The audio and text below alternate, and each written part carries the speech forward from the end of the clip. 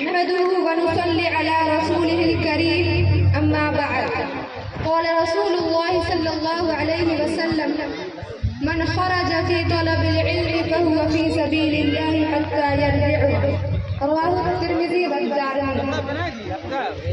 Good evening to one and all present here. Today I am here to give you a speech on Islamic education.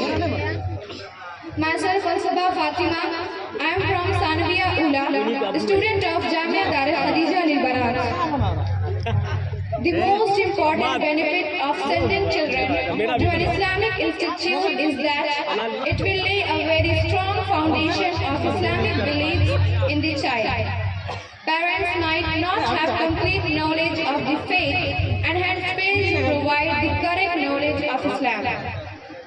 This is where the need for Islamic industries arises. Young minds of children are very impressionable if they are taught the correct teaching of Islam, like Tawheed, Seerah of Prophet, Quranic, Arabic, the importance of doing good deeds, etc. Children who attend conventional schools are exposed to a wide variety of fitna. They are encouraged to celebrate birthdays, Halloween, New Year, and many other festivals and annual occasions that have no place in Islam are prohibited from celebrating. Islamic schools have no such practices as their activities are based on a curriculum that is set keeping in the mind the Islamic values taught to us through the Quran and the Sunnah.